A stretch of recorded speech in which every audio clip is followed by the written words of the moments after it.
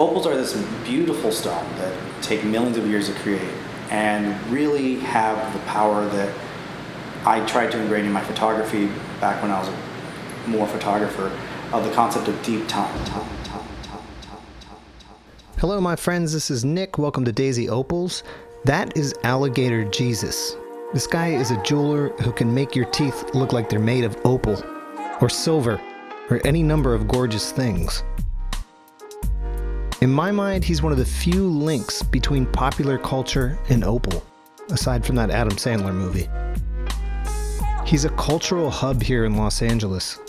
You'll see him making jewelry for the biggest pop stars and the coolest contributors to LA's underground scene. You might be wondering how I got to interview him. He has 61,000 followers on Instagram. I've got about 500.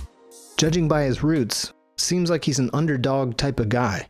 I really got interested in jewelry, I guess around 99, 2000, when ICP started selling Hatchet Man charms, and I wanted to learn how to make those myself. You know, ICP, the rap duo that for years represented a culture of people who seemed unbound by the judgment of mainstream society, a culture of people who loved to be themselves at all costs, people who lived for their communities. Who would have thought that one of these people would end up influencing the masses with his artwork? I'm not surprised. Man, some of my favorite artists I've worked with, Ouija Mac, Ghostmane, Bad Bunny and Ozzy Osbourne were funny, but it was funny working with Ozzy, doing grills for him, because I got the call from Sharon Osbourne, and the first time she called, I hung up because I thought it was a prank call. Why is Sharon Osbourne calling me about a grill? Shut up. Hung up. She called back and left a message, and I picked up, and I was like, oh, crap, no, she really does need a grill for Ozzy. And I was there that night, 30 minutes later, I took an Uber over, and the next day he had a grill, bust down, all diamonds and some fangs and stuff for a Post Malone video. So those are some of the fun stories and people that I've gotten to work with. At this point, you might be thinking, well, a lot of people make grills, right? How does Alligator Jesus get all these crazy opportunities? The thing is, his work is far, far above average. Take a look at his work with Lil Nas X, who is arguably one of the biggest pop stars of this current generation.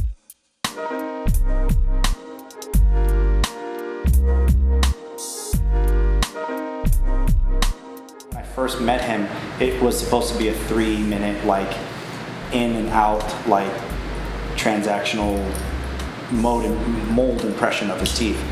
But instead it turned into 3 hours of us hanging out, watching music videos, talking about concepts of art, talking about, the Hieronymus Bosch Garden of Earthly Delights painting, and talking about Michelangelo and great painters and sculptors of, the past and how they made their marks in history. I think this is his secret sauce, how he gets his work to stand out above the rest. It's his understanding of the sentimental aspects of making jewelry. It's a very personal thing, and he uses these connections that he makes with people to put personality into his work. Truly be about this, not be a culture vulture, not try to, like I mentioned, I don't look at my clients as customers. I'm creating something with them rather than for them. And I want to work with their input. And it's so much easier for me as an artist to sit with them, sit in that energy, sit in a room.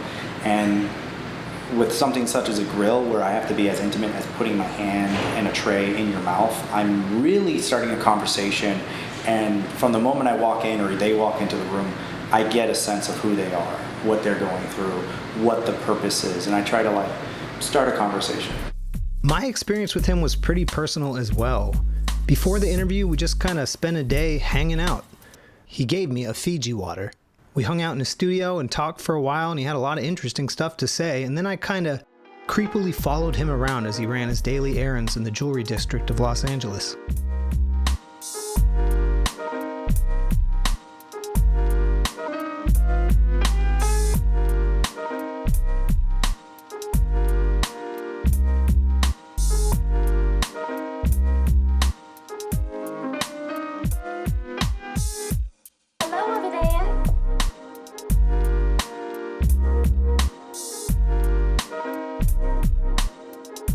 I even noticed two young jewelers and stopped to give them quite a bit of valuable advice. I was just wondering, like, Here's equipment-wise, the best advice.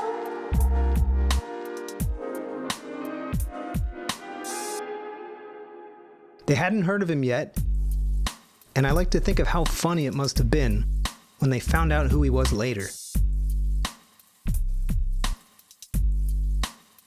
Hopefully they remembered that advice.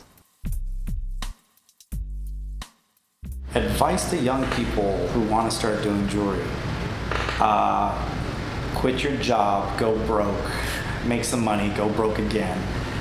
Just be wary, like, jewelry is very expensive and you're gonna have a lot of heartaches and a lot of mistakes, but just don't give up, because there are so many times in my career path that anyone else would have given up. And I, in fact, did give up at one point, and I pivoted to a different artistic medium and an artistic path, and I did that to the fullest extent. And then it seemed to, like, always have the universe pulling me back into the jewelry. So I was lucky enough to get pulled back into this, but I know some people get derailed completely by external forces. So just don't give up, and you may find yourself years and years later becoming an overnight success at what is truly your passion.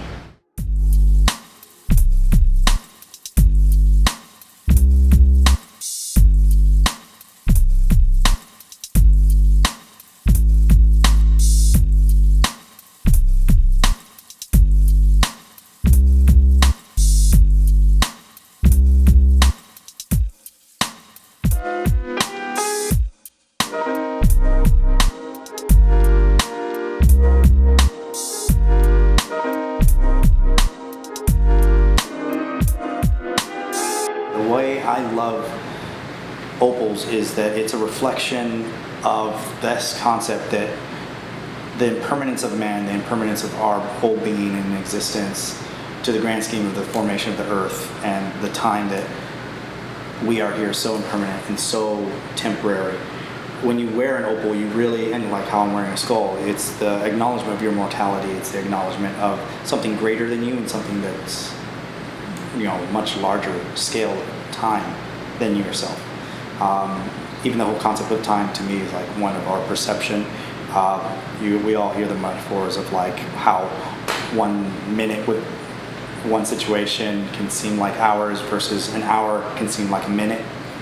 You know, I think it's really important to have these signifiers of that on us and that presence, to remind us of like the greater art and beauty that the world creates, that nature creates, the universe holds for us outside of ourselves. So opals, it was just a natural thing to put those into teeth. And I worked with a guy named Other Couture, Mike Knight, and he had been doing some breakthrough pieces with opals, and I think he was one of the first people in the world to ever crack that kind of trade secret of how you do it. Now everyone's kind of doing it and copying him and me, but he was an early collaborator when I was getting into the grill business in Los Angeles, and he was one of the guys that got me into utilizing it for grills. And I gotta hand it to him. He really is one of the masters.